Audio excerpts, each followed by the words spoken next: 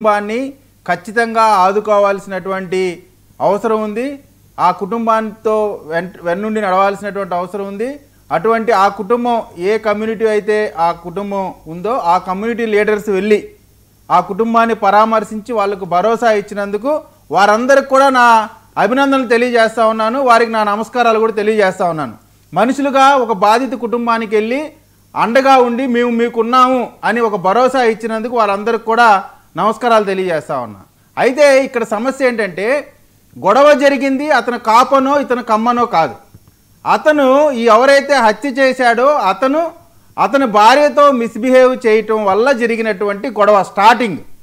ఆ గొడవ జరగటాన్ని వాళ్ళు వెంటనే రివోల్ట్ అయ్యి ఎవరైతే హత్య చేశాడో అతని పైన తిరగబడ్డటువంటి పరిస్థితిలో దాన్ని అవమానంగా భావించి వీరు వెళ్ళే వాళ్ళని అత్యంత పాశవికంగా మనుషులు మానవ సమాజం ఎవ్వరూ కూడా హర్షించని అత్యంత క్రూరమైనటువంటి కార్యక్రమం వాళ్ళు చేశారు. వాళ్ళు చేసిన సందర్భంగా వాళ్ళని వదిలేశారా?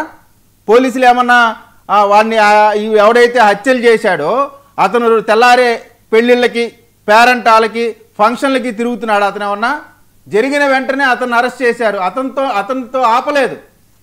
ఇతని తండ్రితో సహా అందరిని అరెస్ట్ చేశారు. ఆ కారుని సీజ్ చేశారు. చట్టపరంగా ఎన్ని చర్యలు తీసుకోవాలో అన్ని చర్యలు తీసుకొని అత్యంత వేగంగా నిష్పక్షపాతంగా విచారణ చేస్తున్నటువంటి పోలీసు వ్యవస్థ. ఇక్కడ కులంగా చూసి నేను రాము గారినో లేదా ఇంకొకరినో నేను తప్పు పట్టట్లా.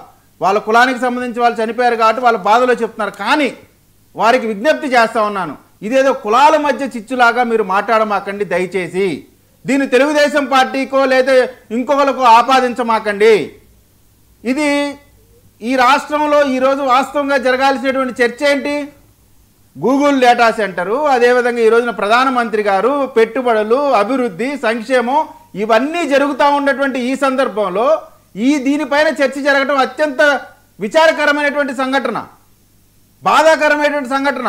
నేను చెప్తా ఉన్నాను, తెలుగుదేశం పార్టీ జనసేన పార్టీలో ఉండే నాయకులు ఎవడైనా సరే, ఎంత చిన్నవాడైనా ఎంత పెద్దవాడైనా సరే, మీరు పార్టీ కార్యకర్తగా ఉండేవాడు ఎవడైనా సరే బాధ్యతగా ఉండాల్సిన కనీస ధర్మం మీ పైన ఉంది. మీరు చేసే ప్రతి తప్పు పార్టీ పైన పడతా ఉంది. మీకు ఇష్టమైతే మంచిగా ఉండగలిగితేనే పార్టీలో ఉండండి, మీకు ఇష్టం లేకపోతే పార్టీ వదిలి వెళ్ళిపోండి. అంతేగాని ఇటువంటి తప్పుడు పనులు చేసే వాళ్ళు ఎవరు కూడా మా పార్టీలో ఉండొద్దని కూడా రిక్వెస్ట్ చేస్తా ఉన్నాను. అదేవిధంగా వారికి ఖచ్చితంగా చెప్తా ఉన్నాను, ఈ రోజున ఈ ప్రభుత్వం చంపిన నేరస్తుడు ఏ కులమని చూడలా.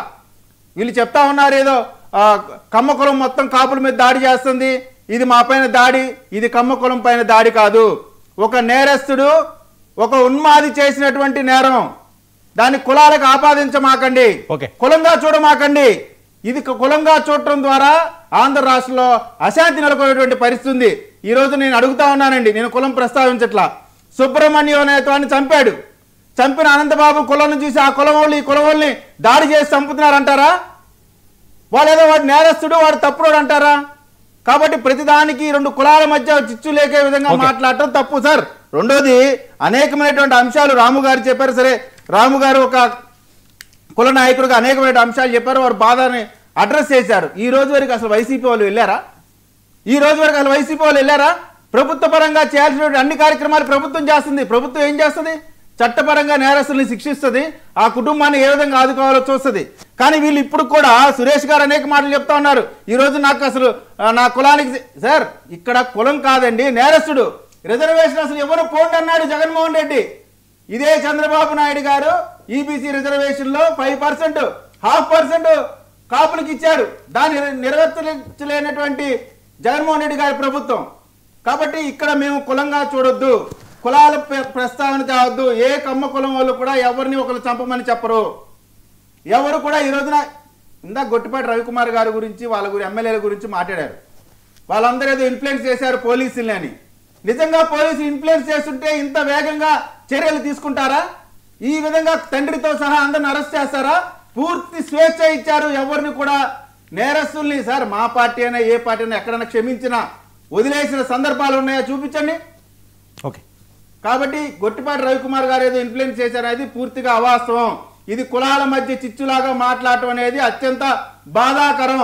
నేను మళ్ళీ కాపు సామాజిక వర్గానికి కూడా చెప్తా ఉన్నాను, ఇది కాపులకి కమ్మలకి మధ్య గొడవ కాదు, ఆ వ్యక్తులకి మధ్య జరిగినటువంటి గొడవగానే చూడండి. అయినప్పటికీ కూడా కాపు సామాజిక వర్గం వారు బాధపడతా ఉన్నారు కాబట్టి వారందరికి కూడా ఆ కుటుంబానికి అండగా నిలబడాలనే ఆకాంక్ష ఉంది కాబట్టి ఖచ్చితంగా ఈ ప్రభుత్వం ఆ కుటుంబాన్ని ఆదుకొని తీరుతుంది.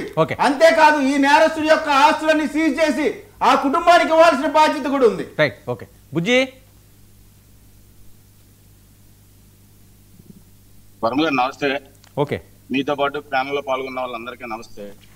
ముందుగా నేను చిన్న విషయం చెప్పాలి. శివపార్వతి గారికి, విజయ్